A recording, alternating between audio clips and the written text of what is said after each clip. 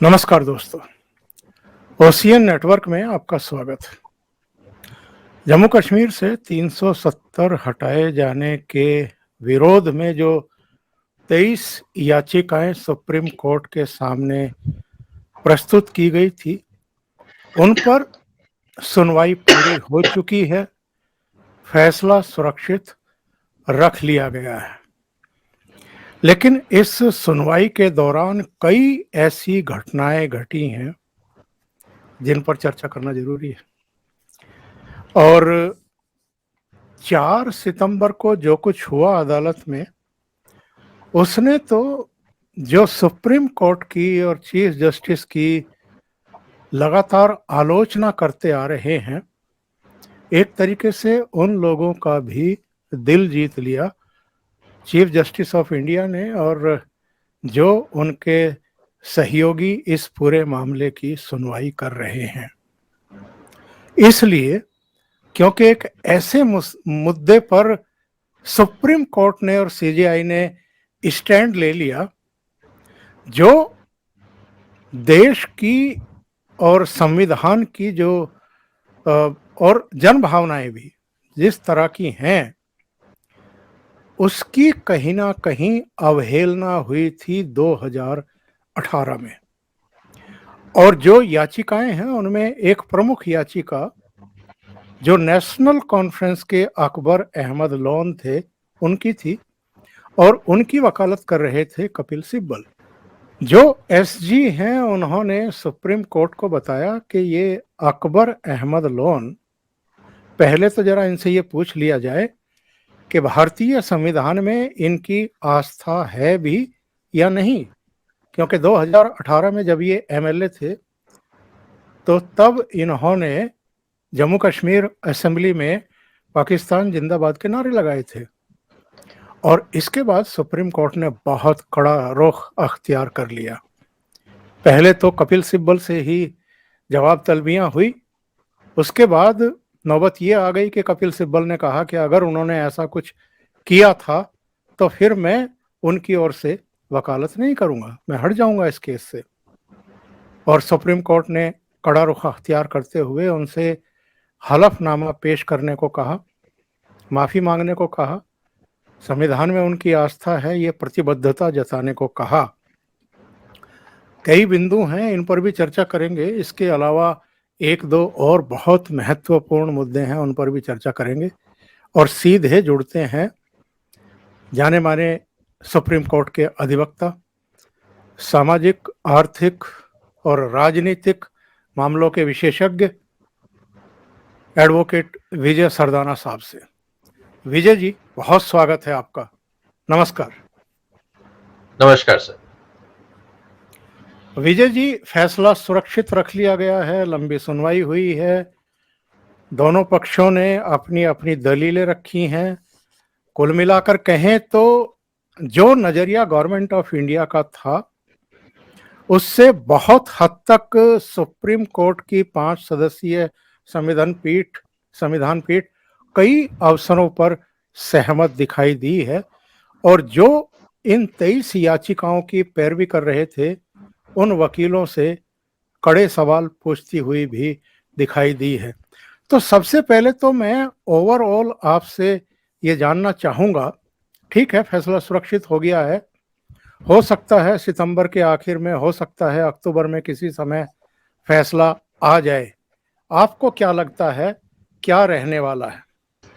ओंकार जी, सबसे पहले आपको और सभी दर्शकों को मेरा प्रणाम। बहुत स्वागत, बहुत स्वागत। सर देखिए, मैं पहले दिन से 2-3 बातें कह रहा हूं। सबसे पहला, अगर मैं पॉइंट बाय पॉइंट जाऊं, आर्टिकल 370 पहले दिन से कंट्रोवर्शियल है। इवन संविधान पीठ में भी, संविधान सभा में भी जब इस पे चर्चा हो रही थी तब इसमें एक मत नहीं था। और उस समय भी लोगों को यह संदेह था कि शायद नेहरू अपने दोस्त, जिसको शेख अब्दुल्ला की जो हम बात कर रहे हैं, फारूक अब्दुल्ला साहब के फादर, उनको कहीं ना कहीं प्लीज करने के लिए एक 370 धारा का प्रावधान कर रहे हैं। क्योंकि इस तरह की धारा और किसी भी प्रिंसली स्टेट के साथ किसी भी तरह का कोई समझौता भारत सरकार ने उस समय पटेल साहब जो होम मिनिस्टर थे उन्होंने नहीं किया था। ये एक्सक्लूसिव बेनिफिट सिर्फ जे.एंड.के को क्यों दिया गया? उस स्थिति में जब जे.एंड.के को भारत की सबसे ज्यादा जरूरत थी, उन पे कबायलियों का हमला था और वो पाकिस्तान में शामिल नहीं होना चाहते थे, उस समय जो आपके आगे हाथ जोड़ के खड़ा है, आप उसकी शर्त मान रहे हो। तो बड़ा विचित्र स्थिति रही है कश्मीर के मामले में कांग्रेस की, नेहरू और उसके बाद अप टू इंदिरा गांधी 1972 तक। कहने का मतलब ये है कि हमने जहां जहां पे भी एक बार्गेनिंग आसानी से हो सकती थी कि ठीक है हम आपकी हेल्प करेंगे, आप साइन कर लीजिए और टर्म्स एंड कंडीशंस वो होंगी जो हम कहेंगे, उसकी जगह जो इंसान आपसे सहायता मांग रहा है उसी की टर्म्स एंड कंडीशंस पे आप कागज साइन कर रहे हैं। मतलब दुनिया में इससे बड़ा इलॉजिकल जस्टिफिकेशन और आर्ग्यूमेंट कहीं नहीं है, जो हमने 370 के समय और इंस्ट्रूमेंट ऑफ एक्सेशन के समय देखा। तो पहले दिन से ही ये इलॉजिकल था, कहीं कोई जस्टिफिकेशन नहीं था, लेकिन क्योंकि परिस्थितियां ऐसी थी, लोगों को लगा होगा कि शायद इतिहास इनको माफ कर देगा, लेकिन ऐसा होता नहीं है। और आज वो चीजें खुल के कोर्ट में सामने आ रही हैं, जनता के बीच में आ रही हैं। तो पहले दिन से ही कंट्रोवर्शियल था। अगर हम संविधान की भाषा देखें तो उसमें बहुत क्लियर लिखा है आर्टिकल 370 में, खासकर उसका जो सबसेक्शन 3 है, कि president can abrogate this article with order. सिर्फ उसमें यह कहा गया है कि recommendation of constitution assembly. Recommendation का मतलब होता है कोई मैंडेटरी नहीं है। इसका मतलब जब आपकी कोई मैंडेटरी नहीं है, मैं रिकमेंडेशन लूंगा, आप कहोगे कि हाँ कर दो, कोई जरूरी नहीं है करें। आप कहेंगे जी नहीं करना है, कोई जरूरी है कि हम आपकी सुने, हम करेंगे। तो कहने का मतलब यहां पे ये आ जाता है सर कि कहीं ना कहीं हमने इस पूरे प्रोसेस को समझा नहीं। और एक, क्योंकि जैसा मैंने कहा कि उन जो पहले 370 धारा लाई गई थी, वो किसी तरह से इस पूरे खेल के अंदर एक, जिसे मैं ये कह सकता हूं कि पॉलिटिकल फ्रॉड किया गया था इस देश के साथ। I am using deliberately a very strong language, political fraud with India. जो उस समय वहां के हिंदुस्तान की तरफ से जो नेता जो भी खेल खेल रहे थे, उनमें कुछ ऐसे थे जिनका आस्था कहीं और थी। तो ये बात हमें समझनी होगी। अब इशू घूम फिर के ये आता है कि जब 1956 के अंदर 54 में जब कॉन्स्टिट्यूशन असेंबली बनी जे.एंड.के में, और जब उन्होंने 56 में जे.एंड.के का संविधान दिया, उस संविधान सभा ने जिसने जे.एंड.के का संविधान दिया उसको 370 पे अगर आप दोबारा उसमें देखें तो ये बहुत क्लियर कहा गया था कि उसकी रिकमेंडेशंस देनी होंगी। लेकिन उन्होंने दोबारा फ्रॉड ये किया कि उनको पता था, क्योंकि हमारा संविधान कब आया था सर? 1950 में। ये कॉन्स्टिट्यूशन असेंबली जो थी जे.एंड.के की, वो कब बैठी थी? 54 में, 56 में उन्होंने कॉन्स्टिट्यूशन बना के दिया था। तो उनको पूरी तरह से पता था कि क्या लिखा हुआ है, उनको किस बातों पे ध्यान देना है, किन बातों का जवाब देना है, उन्होंने नहीं दिया। एक डिफेक्टिव, इनह्यूमन जे.एंड.के का कॉन्स्टिट्यूशन बनाया। मैं बोल रहा हूं इनह्यूमन, उसका मैं जस्टिफिकेशन दूंगा क्यों मैं इसको इनह्यूमन कॉन्स्टिट्यूशन बोलता हूं। इनह्यूमन कॉन्स्टिट्यूशन बनाया और अपनी जो कॉन्स्टिट्यूशन असेंबली थी उसको डिसॉल्व कर दिया। और जो उनको कॉन्स्टिट्यूशनल ऑब्लिगेशन था आर्टिकल 370 में, उस पर खामोश रहे। ये दूसरा फ्रॉड किया और वो आज तक चलता रहा। और जब मोदी सरकार ने उसको हटाया तो सब ये कह रहे हैं कि साहब उस फ्रॉड को आपने हटाया क्यों? मतलब वो फ्रॉड को एग्जिस्ट करने दीजिए, क्योंकि जिन्होंने फ्रॉड किया वो आपके साथ नहीं थे। और उन्होंने फ्रॉड इसलिए किया कि वहां जो सत्तारूढ़ लोग थे, जो परिवार थे, उनकी राजशाही चलती रहे, इसीलिए वो फ्रॉड किया गया था। जनता के हित में नहीं था, ये ध्यान रखिएगा सर। क्योंकि जे.एंड.के जो कॉन्स्टिट्यूशन है वो इनह्यूमन कॉन्स्टिट्यूशन है। मैं दोबारा इस बात को कह रहा हूं, वो जनता के हित में नहीं था, वो सिर्फ वहां के सदर रियासत के हित में था। तो वो बरकरार रहे जिससे सदर रियासत की कुर्सी बची रहे और उनके आसपास का जो, जिसे हम कहते हैं कि कोर्ट है, उसको बचा के रखा जाए। ये पूरा संविधान उन्हीं के लिए था। और आज जब उसको हटा के मेन कॉन्स्टिट्यूशन के साथ मर्ज कर दिया गया है तो सबको एतराज है। तो इशू टेक्निकली ये था कि अगर कॉन्स्टिट्यूशन असेंबली नहीं है तो रिकमेंडेशन कौन देगा। पहली बात तो रिकमेंडेशन है, मैंडेटरी नहीं है। अगर हम मान लीजिए रिकमेंडेशन की फॉर्मेलिटी की बात भी करते हैं, गलत या सही, रिकमेंडेशन कौन देगा, सिर्फ मुद्दा इतना सा था, टेक्निकल मुद्दा, और इसके ऊपर पूरी कॉन्स्टिट्यूशन बेंच बैठी इस एक लाइन को डिफाइन करने के लिए कि अब कॉन्स्टिट्यूशन असेंबली तो है नहीं, रिकमेंडेशन देने वाला कोई है नहीं, और जब रिकमेंडेशन नहीं आई है तो फिर आपने 370 कैसे हटा दिया। इसका मतलब ये है कि ये गलत हुआ है। अब सवाल ये है कि अगले 200 साल तक कॉन्स्टिट्यूशन असेंबली नहीं आएगी, और ये पूरा का पूरा प्रावधान टेम्परेरी उसमें था, प्रोविजनिंग में, और इसके कारण कश्मीरी पंडितों के ऊपर अत्याचार हुए, नरसंहार हुआ। अगर ये 370 नहीं होता तो वो नहीं होता। माइग्रेंट वर्कर्स के ऊपर अत्याचार हुए, उनका नरसंहार हुआ। अगर 370 नहीं होता तो वो भी नहीं होता। तो इस इनह्यूमन एक्टिविटीज को रोकने के लिए अगर 370 को खत्म कर दिया गया तो सिर्फ इसमें एक लीगल पॉइंट ये बनता है कि क्या ये प्रोसेस सही था या गलत था, बस इतना सा पॉइंट था।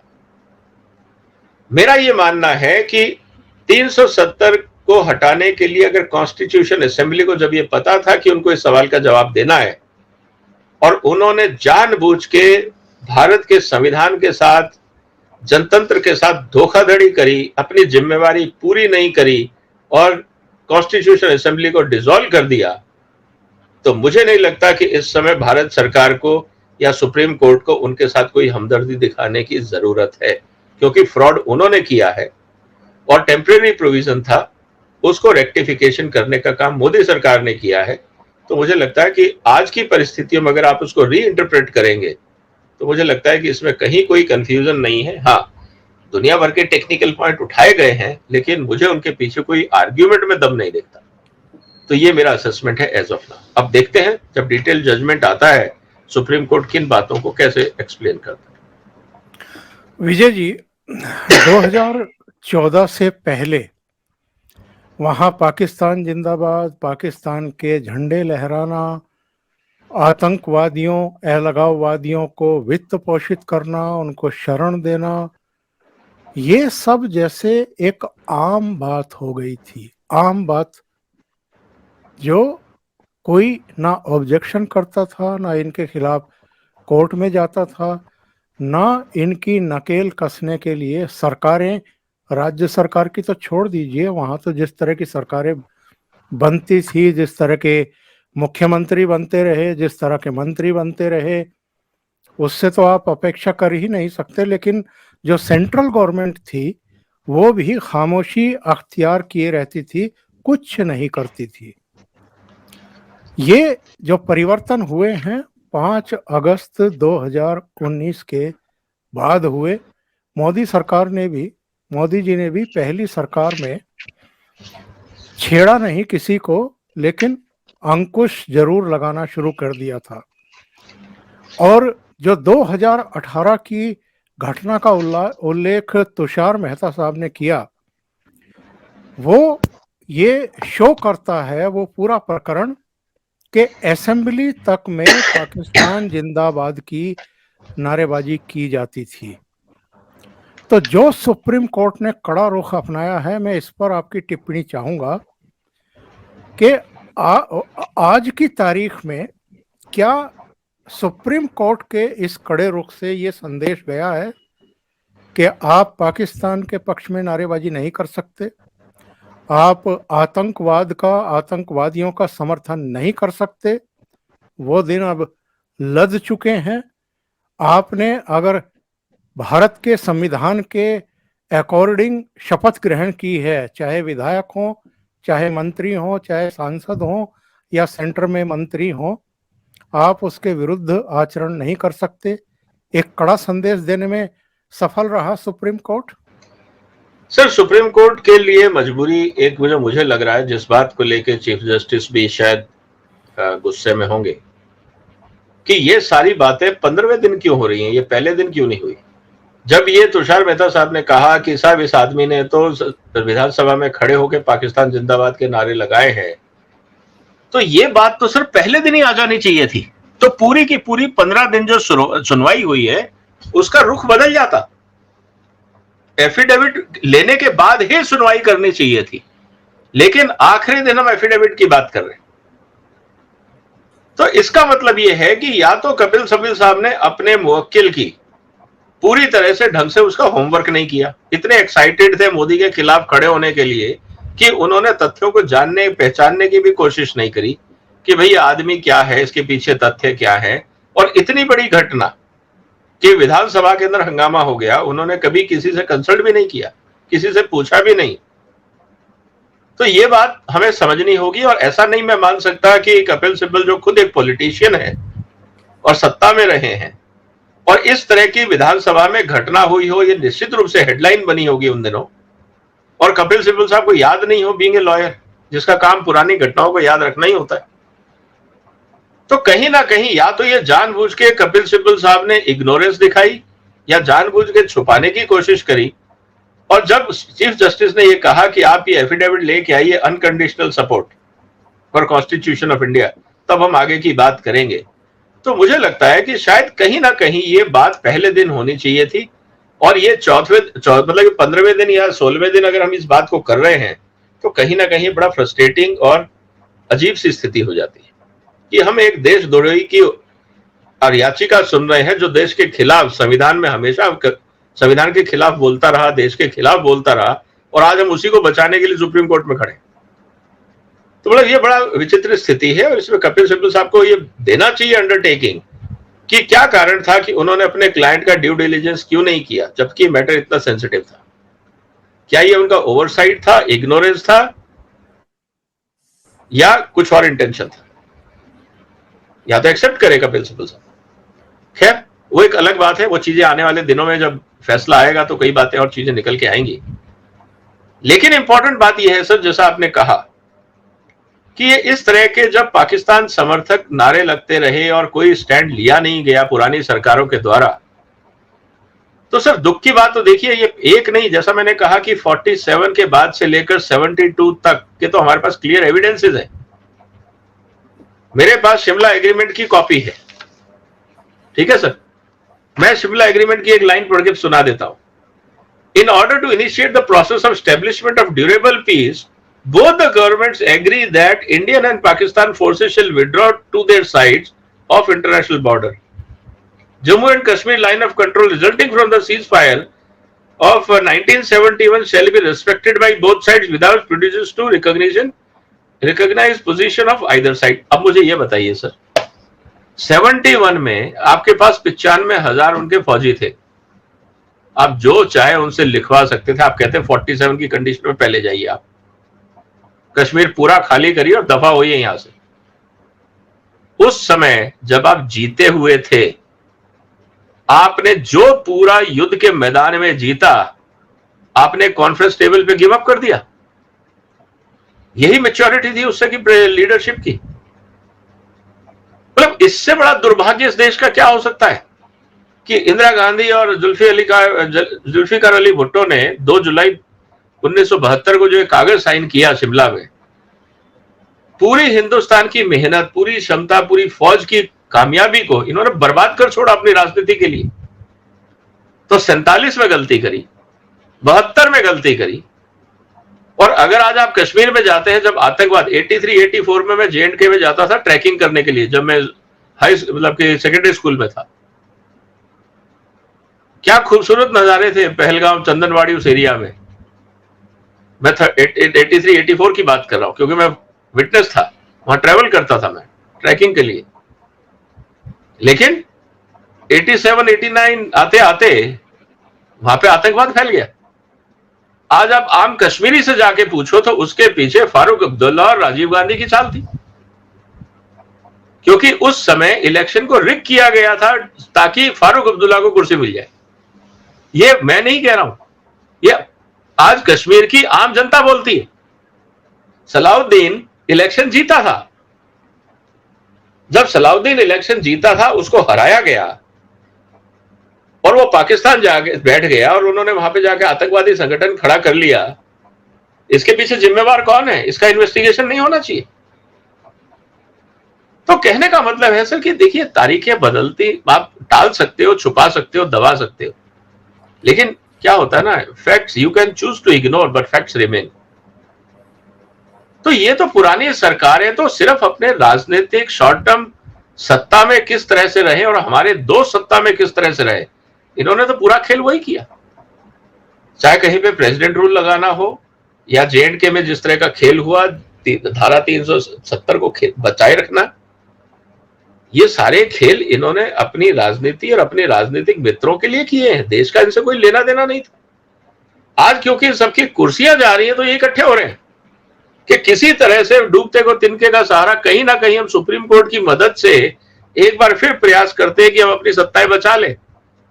इनका और कोई देशभक्ति या ईमानदारी का कहीं कुछ नहीं है। मेरे को एक चीज बता दें कपिल सिब्बल साहब की, क्या J&K में का जो संविधान है क्या आप उससे सहमत हैं?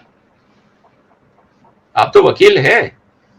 जितने वकील 370 को हटाने के खिलाफ खड़े हुए सुप्रीम कोर्ट में, सारे बहुत सीनियर रिस्पेक्टेड एडवोकेट्स हैं।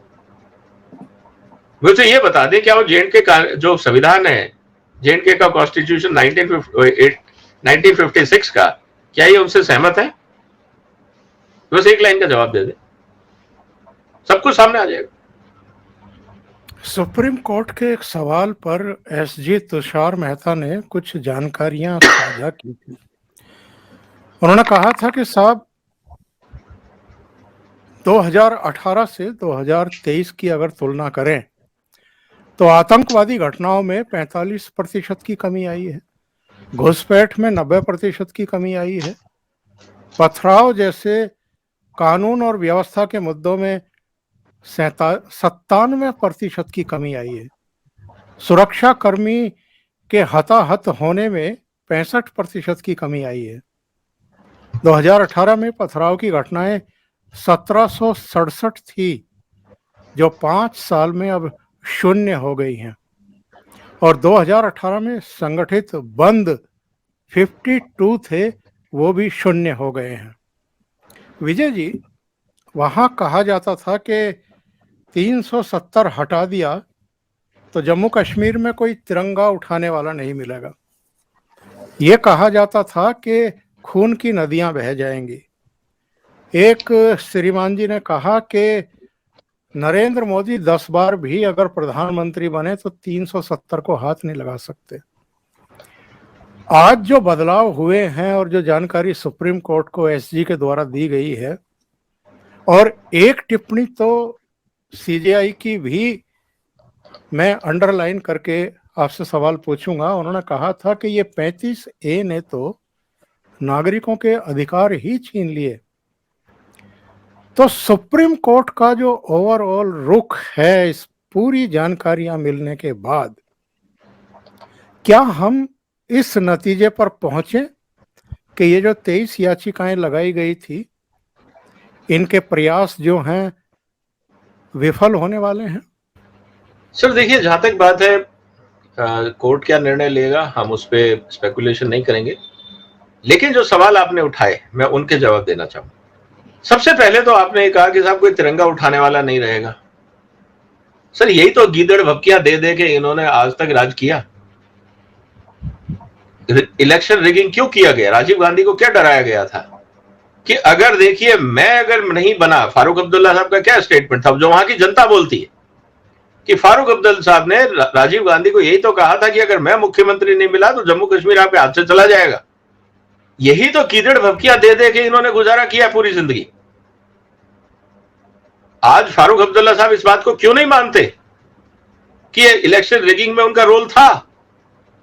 ये कहते हैं आपको सच्चाई नहीं पता। आप इस तरह के कई पत्रकारों ने जानने की कोशिश करी है उनसे, लेकिन जब इनसे सवाल पूछा जाता है तो ये भड़क जाते हैं। आपको पता नहीं है तो आप इस तरह के सवाल मत किया कीजिए। अरे भैया नहीं पता, बताओ ना सच क्या था। हम तो आपसे क्रॉस वेरिफिकेशन कर रहे हैं क्योंकि हमें तो बताया गया है कि आप रिस्पॉन्सिबल थे, you were the king pin of the game, लेकिन वो नहीं मानेंगे। पहली बात। रही बात कि सर देखिए, बगैर जो सत्ता में होता है ना, बगैर उसके संरक्षण के, समर्थन के कोई अराजकता होती नहीं है। इस बात को आपको मानना होगा।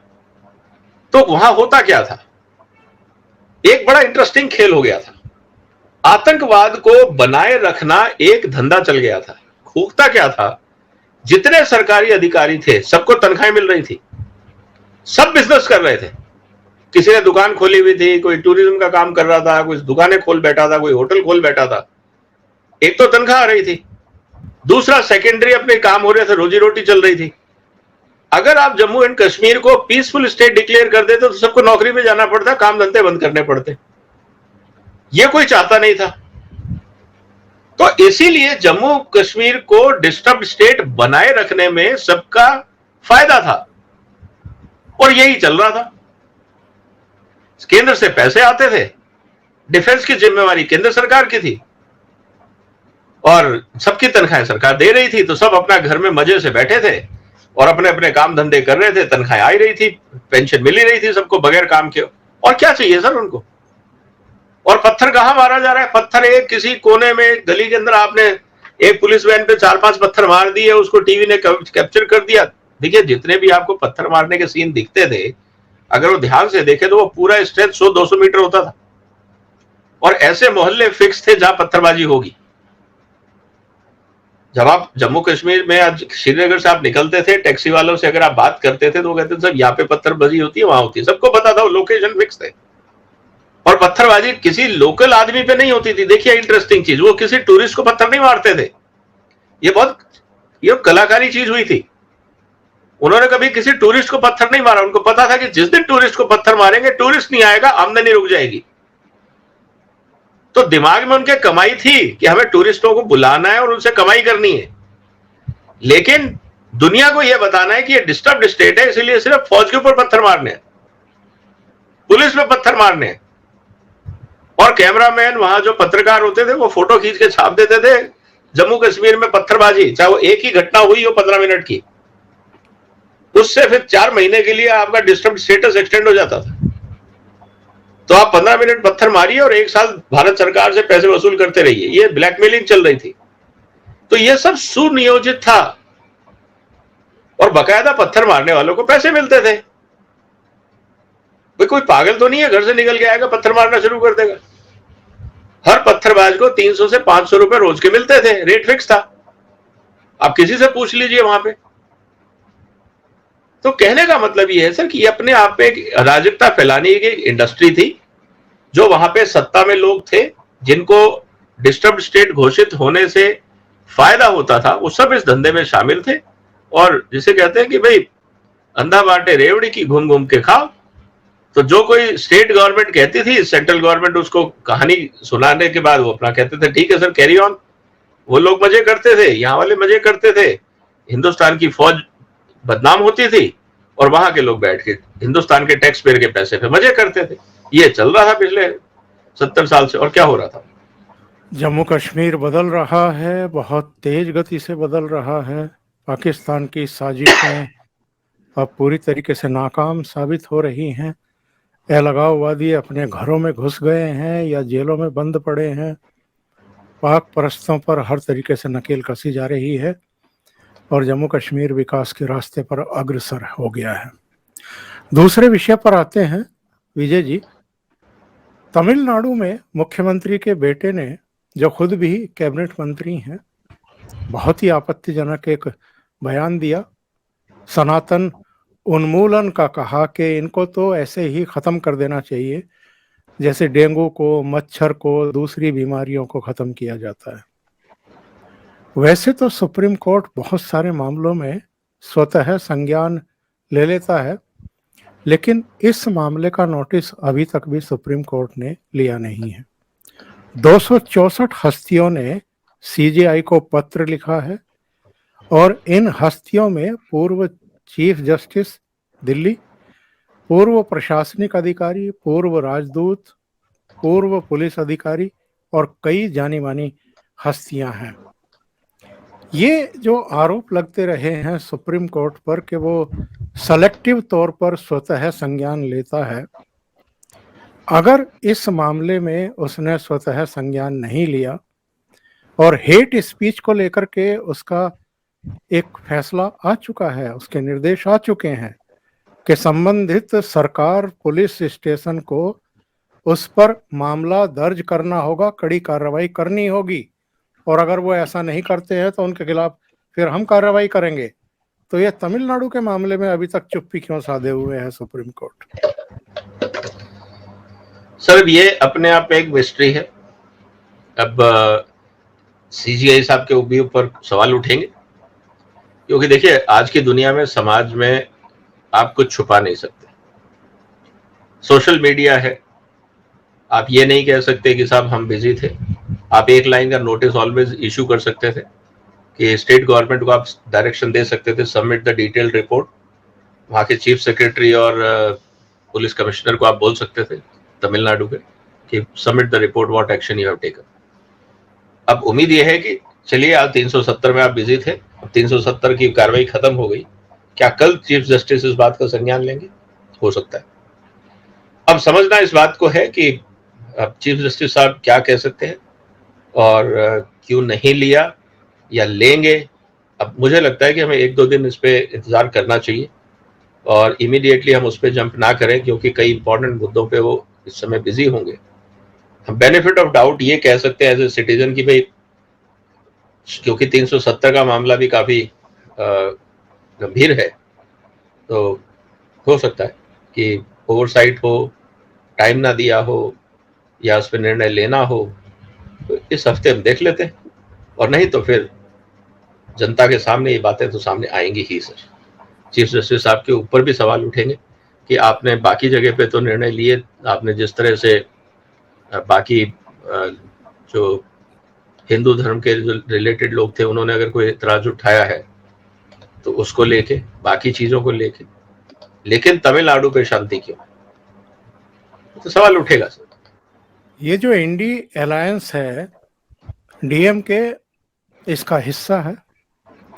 जब बहुत ज्यादा हंगामा हो गया, बवाल हो गया और मीडिया में, सोशल मीडिया में गंभीर तरीके से ये मामले को उठाया गया, तो कुछ राजनीतिक दलों के नेताओं ने अपना स्टैंड क्लियर किया, कहा कि साहब इस तरह के बयान नहीं दिए जाने चाहिए जिससे किसी की भावनाएं आहत हों, सभी धर्मों का सम्मान किया जाना चाहिए। लेकिन सवाल तो ये उठेगा कि आपके ही बीच के ये व्यक्ति हैं, गठबंधन दल है, तो आप उससे अपने को अलग क्यों नहीं करते या उसको अपने आप से अलग क्यों नहीं करते? दूसरा सवाल इसी से संबंधित कि अगर इसी तरह की टिप्पणी कोई दूसरे धर्मों के बारे में कर देता, तब भी क्या ये इंडिया अलायंस जो है इतनी ही खामोशी से इस पूरे प्रकरण को गुजर जाने का इंतजार करता? सर देखिए, ये जो इंडिया अलायंस है ना, this is a spineless alliance. ये मजबूरी का अलायंस है, इसका कोई आइडियोलॉजी नहीं है। जैसा मैं हमेशा कहता हूं कि इस अलायंस के पास अभी तक ना नियत है, ना नीति है, ना नेता है। ये एक मजबूरी में, जिसको कहते हैं ना, एक झुंड बन गया है सर बाय डिफॉल्ट। आपने कभी कभी देखा होगा कि जब नदी के किनारे या तालाब के अंदर पत्ते गिरते हैं ना, तो वो बाय डिफॉल्ट बहते बहते किनारे पे आके एक इकट्ठे हो जाते हैं। उनको कोई लाता नहीं है वहां पे, वो लहरें चल रही होती है, वो थपेड़े खा खा के उनको कोई जगह नहीं मिलती, तो सब जाके किनारे के इकट्ठे हो जाते हैं, क्योंकि ऑप्शन नहीं है उनके पास कहीं जाने का, और खुद में कोई इतनी स्ट्रेंथ नहीं है कि अपना रास्ता खुद बना सके। तो ये मजबूरी का गठबंधन है। अब ये मजबूरी का गठबंधन पहले बना, अब इसमें से, इनमें से किसी की हिम्मत ये नहीं है कह के कि देखो तुमने गलत किया, क्योंकि जो भी आदमी बोलेगा तुमने गलत किया, सामने से एक ही लाइन का जवाब आएगा, यार अपने गिरेबान में भी तो झांक लो। इनमें से कौन सा ऐसा है जो दूध का धुला है? सबने हिंदू धर्म को गाली दी है, सबने सनातन धर्म को गाली दी है, तो आज आप किस मुंह से चौधरी बन रहे हो कि साहब हम बिल्कुल ईमानदार हो गए यहां पे? पहला सवाल। दूसरी बात इस पूरे मुद्दे में आके आती है सर कि इनके पास ये कह के कि साहब हम आपको हटा देंगे या ग्रुप से हटा देंगे, इतनी हिम्मत नहीं है इनकी। क्योंकि इस समय अगर आप देखें तो सबसे ज्यादा एमपीज तो डीएमके गई हैं, और अगर उस ग्रुप में से हट जाए और डीएमके एब्सटेन हो जाए किसी भी इलेक्शन मुद्दे पे, तो इनका तो कोई एजेंडा सुप्रीम को, मतलब कि इसमें पार्लियामेंट में तो टिकने वाला वैसे ही नहीं है। जो थोड़ी बहुत बची खुशी उम्मीद है कि राज्यसभा में अगर कल को ये डिसाइड कर ले डीएमके की यार हमें इनके साथ खड़े ही नहीं होना है, हम एब्सटेन ही रहेंगे, तो बीजेपी के लिए तो वॉक ओवर हर डिसीजन में, तो ये कुछ वैसे भी कर नहीं पाएंगे। तो इसीलिए इस ग्रुप से उम्मीद करना कोई बहुत ज्यादा फायदे की बात नहीं है या लॉजिकल बात नहीं है, क्योंकि इनका कोई ना आधार है, ना एजेंडा है, ना इनका कोई कार्यक्रम है। ये मजबूरी के लोग हैं, मजबूरी के मारे हुए लोग हैं। ये सब डूबते हुए को तिनके का सहारा, तो एक दूसरे के लिए तिनके बने हुए, सब डूबेंगे लेकिन एक दूसरे का हाथ पैर पकड़ के तिनके की तरह एक दूसरे को सपोर्ट करना, इससे ज्यादा ये कुछ नहीं। अब रही बात इस पूरे प्रोसेस में कि इतना बड़ा बवाल होने के बाद भी इन्होंने स्टैंड क्यों नहीं लिया? सर अच्छी बात तो एक हो गई, ये स्टेटमेंट पूरी जिंदगी अगले 50 साल तक भारत की राजनीति में इंपॉर्टेंट रहेगा, इस बात को ध्यान रखिएगा। बीजेपी जब भी अपोजिशन को घेरने की कोशिश करेगी, ये स्टेटमेंट सामने आएगा, भैया सनातन धर्म को इरेडिकेट करने वाले थे ना तुम, क्या हुआ? आप क्या स्टैंड लेंगे? हर पत्रकार, जिस पत्रकार ने अपनी पत्रकारिता शुरू करी, अगर उसको कोई ये पूछा जाए कि तुम किसी भी नेता से एक सवाल क्या पूछोगे, तो कहेगा साहब मैं आपको ये बताइए आपका जो डीएमके का स्टेटमेंट है उस पर आपका क्या स्टैंड है, और सामने वाला नेता हकपका जाएगा। ये स्थिति ऐसी कर दी है डीएमके ने कि अब इनसे ना निगले उगलता है ना उगले जाता है, फंस गए हैं, गले की हड्डी बन गई अब ये। और ये पूरी जिंदगी बीजेपी को जिसे कहते हैं ब्रह्मास्त्र दे दिया इन्होंने। अब ये कहीं मुंह दिखाने लायक नहीं है। अब राहुल गांधी साहब प्रेस कॉन्फ्रेंस करेंगे, पहला सवाल ये पूछेंगे डीएमके के स्टैंड पे आपको क्या कहना है। ये सवाल पीछा नहीं छोड़ेगा और हर पत्रकार मजे ले लेके पूछेंगे। वो अगर यूपी में जाएंगे तो वहां उनसे मजे लिए जाएंगे, वो महाराष्ट्र जाएंगे तो वहां उनसे मजे लिए जाएंगे। तो ये तो इनके लिए एक नासूर बन गया है सर, और ये हमें अब देखना है कि ये क्या स्टैंड लेते हैं। ये उस स्टैंड लेंगे नहीं, इसलिए उम्मीद करना बेकार है। लेकिन बैठे बैठाए इन्होंने बीजेपी को एक बहुत बड़ा मुद्दा दे दिया। ये वो इन्होंने करेंसी नोट दे दिया जो हर जगह हर परिस्थिति में चलेगा। ये इनकी लिए आफत हो गई है। आखिर में एक टिप्पणी में राष्ट्रपति के उस निमंत्रण पत्र पर जो चर्चा हो रही है पूरे दिन से, जिसमें कहा गया है president of Bharat, the president of Bharat, उसको लेकर के जो चर्चाएं शुरू हुई है, और अब जो ये कहा जा रहा है कि ये तो बहुत बड़ा संकेत मिल गया है कि 5 दिन का जो स्पेशल सेशन न्यू पार्लियामेंट का बुलाया गया है, कहीं ऐसा ना हो कि इंडिया को हटा करके देश का नाम परमानेंटली भारत कर दिया जाए। आपको भी ऐसा लगता है? देखिए, हटाने की जरूरत नहीं है, मुझे नहीं लगता कि इसमें हटाने की कोई बात है। ये एक एडमिनिस्ट्रेटिव डिसीजन भी हो सकता है कि आपके पास 2 चॉइस है, इंडिया और भारत, आप क्या इस्तेमाल करना चाहते हैं। और सरकार ने अगर ये निर्णय ले लिया है कि हम भारत इस्तेमाल करेंगे, तो मुझे नहीं लगता इसमें कोई एतराज है या इसमें कोई मतलब कि इलीगल एक्ट हुआ है। और जैसे जैसे इस भारत के नाम की चर्चा होगी, तो सर मेरा तो एक ही कहना है कि आपके पास 2 नाम है। एक, आप या आप अपनी जिंदगी में भी आप अपने आप को कैसे जानना चाहेंगे, आप अपना स्टेटस समाज में दिखाना चाहेंगे अपने सामाजिक एड्रेस के कारण, या आप दिखाना चाहेंगे अपनी कल्चरल वैल्यूज से। अगर किसी भी सभ्य इंसान से ये पूछूं कि आपके पास 2 चॉइस है, या तो आप बोलिए कि साहब मैं साउथ दिल्ली में रहता हूं, या बोलिए कि मैं फलाने मंदिर के पास रहता हूं, कौन सा ज्यादा अच्छा रखेगा आपको? या मैं किसी यूनिवर्सिटी के पास रहता हूं, या मैं, मतलब कहने का मतलब है एक है संस्कारी नाम और एक है लोकेशन का नाम। तो आप अपने आप को लोकेशन से पहचानना चाहेंगे या आप अपने आप को संस्कार से पहचानना चाहेंगे? फर्क इतना ही है। इंडिया एक लोकेशन का नाम है कि इंडस के बाद जो एरिया है वो इंडिया है, वो लोकेशन है, वो आपका ज्योग्राफिकल लोकेशन के आधार पे है। और भारत एक आपकी संस्कृति। तो आप अपने आप को कैसे जानना चाहेंगे, अपनी संस्कृति से या अपनी लोकेशन से? बस डिफरेंस इतना है। तो जिन लोगों के पास संस्कृति नहीं है वो एड्रेस देते हैं, जैसे लोग बोलते हैं I live in south Delhi. अरे भैया, वहां क्या कोई बहुत बड़ा कुछ इंटेलेक्चुअल्स का ग्रुप रहता है या क्या होता है? आपने देखा होगा दिल्ली के अंदर बहुत सारे लोग बोलते हैं, किसी से पूछो where do you stay, I stay in south Delhi, नाम नहीं बताएंगे, जगह नहीं बताएंगे, क्योंकि साउथ दिल्ली में भी ऐसे झुग्गी झोपड़ी वाली कॉलोनियां बहुत है, और अगर आप उनसे पूछते हैं डिटेल में तो पता लगता है कि ये लास्ट लेन में कहीं किसी साउथ एक्स के पीछे जो गांव है, ये वहां का एरिया बता रहे हैं, क्योंकि वहां सस्ते में किराए में घर मिल जाते हैं। तो दुनिया में आदमी कैमोफ्लेज करता है, हकीकत को छुपाता है ताकि समाज में उसका स्टेटस बने। तो कभी लोग लोकेशन का साथ लेते हैं और कभी लोग अपने वैल्यूज, अपने संस्कार का साथ लेते हैं। तो ये लोगों के ऊपर है कि भारतीय समाज अपने आप को कैसे जानना पहचानना चाहेगा, लोकेशन से या संस्कारों से। आज डिबेट सिर्फ इस बात को लेके। तो मुझे लगता है कि भारतीय संस्कृति इतनी बड़ी और महत्वपूर्ण है कि आप, मैं तो कहूंगा कि भारत को अपने संस्कारों को सामने रखना चाहिए, और भारत नाम से अच्छा नाम कुछ हो नहीं सकता। और दूसरी बात तो ये है कि हकीकत तो ये है कि जब आपने आजादी के समय में पाकिस्तान बनाया था तो हिंदुस्तान का नाम हिंदुस्तान हो जाना चाहिए था, तो कंफ्यूजन ही खत्म हो जाता। तो जो आज डिबेट चल रही है सेक्युलरिज्म की और ये और वो भी अपने आप में खत्म हो जाती कि भाई आपने पाकिस्तान मांगा था, हम हमें हिंदुस्तान दे दो, खत्म हो गई बात, झगड़ा खत्म। उस समय फिर वो मूर्खता की गई, लेकिन वो मूर्खता की गई इसलिए आज तक हम कीमत उठा रहे हैं। गलती करेंगे तो कीमत तो चुकानी पड़ेगी, वो देश चुका रहे हैं। और ये जो इंडी अलायंस कह रहा है कि मोदी जी डर गए, मोदी जी डर गए, इसलिए इंडिया को हटा करके भारत लाना चाह रहे हैं, मोदी को इनसे क्यों डरना चाहिए वैसे? सर मुझे तो लग रहा है कि ये अगर डरते नहीं तो ये इकट्ठे नहीं होते। मजबूरी तो ये है कि ये खुद डरे हुए।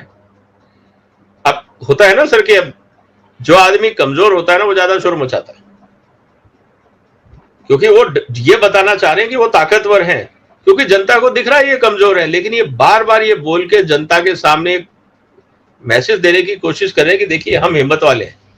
अरे भाई तुम हिम्मत वाले हो तो आराम से बैठो ना, क्यों उछल कूद कर रहे हो? धैर्य रखो। हिम्मत में अगर आप ताकतवर होते हैं तो ताकतवर की पहली निशानी होती है धैर्यता। वो विचलित नहीं होता। कभी आपने हाथी को विचलित होते देखा है? उसको पता है कि यार कोई आमने सामने आएगा, एक हल्का सा हाथ मारूंगा लपेटे में आ जाएगा। तो जो ताकतवर होते हैं ना वो छिछली हरकतें नहीं करते, और जो छिछली हरकतें कर रहे हैं वो ताकतवर नहीं है। अगर ये सारे ग्रुप ताकतवर होते, इनमें अपने में कुछ क्षमता होती, तो ये 26 ग्रुप का अलायंस बनता क्या सर? आप सोचिए जरा।